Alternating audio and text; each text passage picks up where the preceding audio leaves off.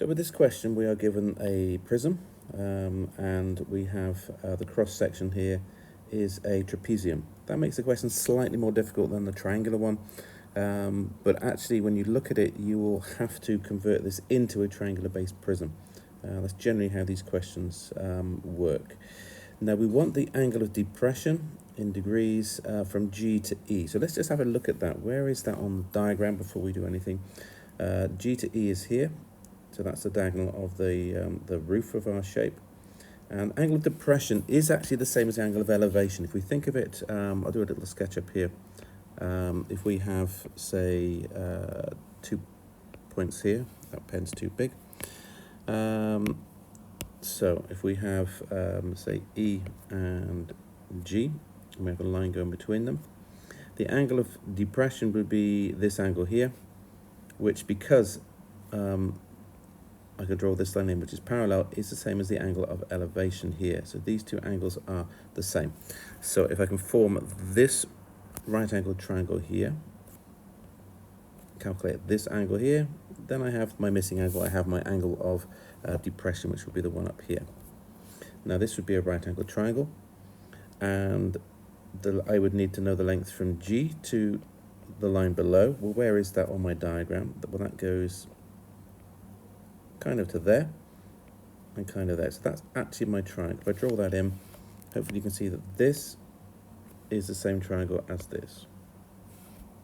So with that, I need to find two measurements on my diagram, and I could use, let's have a look. I can find this distance here, which is this one here, and that distance is the same as the base of my, the diagonal of my base, from B to D.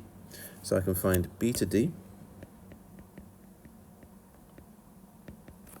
and then I also need this height here. Well, that height there is actually very simple, isn't it? Because if you look at it, I have a height of 2.4, which comes all the way down, and 1.5. I could say going back up. So this distance here is just 2.4, subtract 1.5. So I can write that like that. I'm pretty safe to write that one on straight away. So that distance there is 0.9 meters. I'll put it on my little diagram here, 0.9 meters. So I just need to find BD, and BD is equal to the square root, because it's going to be a Pythagoras question now, of BC squared, which is 3 squared, plus DC squared, which is 4 squared. And then that works out, that's going to be a 3, 4, 5 triangle. That's going to work out to be 5 meters. So my diagonal is 5 meters. So I have two sides on my triangle, 5 and 0.9. I want to find this missing angle here. So I'm going to use tan, because I have the opposite over the adjacent. So I'm going to write down the tan of, let's call it angle X, is equal to the opposite, which is 0.9, over the adjacent, which is 5, which means that X is equal to tan to the minus 1 of 0.9 over 5. And when I put that into a calculator, I get the answer of 10.2, and it goes 0, 3, 9, and a whole bunch of other stuff. I want this to one decimal place, so I round it to equals to 10.2 degrees. So finally, this question is a variation on find the angle between the diagonal inside a box and the base. This time it's the angle of the diagonal inside the box and one of the side faces. So it's kind of difficult to get your head around what it looks like, but the mathematics is exactly the same. So the diagonal we're looking at is PC, so that's the diagonal inside the box. So I'm going to draw that one on here. So let's try and get that as accurate as I can. I would suggest doing that with a ruler in the exam. So I've got a diagonal that kind of looks something like that. And it's with the base. So the base is, it's one of the bases with the side rather, PSDA. So whenever we do these diagonals, the diagonal will be the hypotenuse of a right angled triangle. And that's the thing to remember. So if I've gone from this point to this point, the other point must be on my base that I'm doing the angle from. So that's going to be point D. So I will join D up with C. I'll do that in red. And then I join D to P, which is my other side here. And that's my triangle. Now that looks horrible. It's deliberately done to confuse you. So I'm going to redraw that. I'm going to resketch that. So I'm going to have point P here.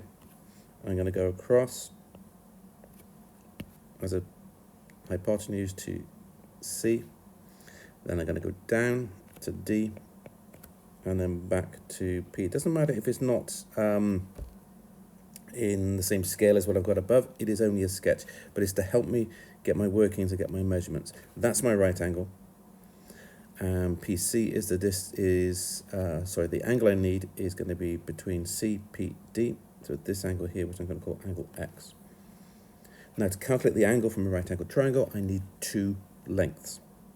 Now, if you look at it from my diagram, I have DC is the same as AB, and AB is 10.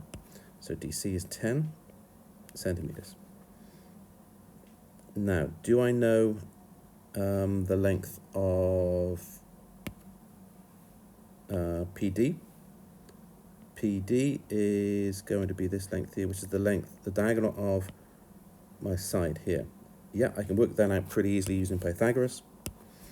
So I'm going to work out that PD is equal to the square root of, and it's going to be PA squared and AD squared. So this diagonal here comes a result of these two in a right angle triangle using Pythagoras.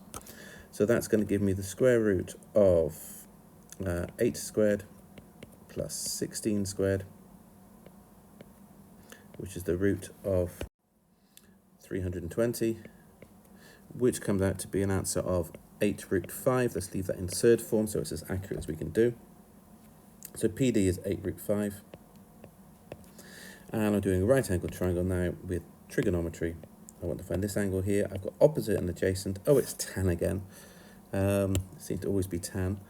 So I've got tan of X is equal to the opposite, which is 10, over the adjacent, which is 8 root 5. So X equals tan to the minus 1 of 10 over 8 root 5, which works out to be, to one decimal place, 29.2 degrees.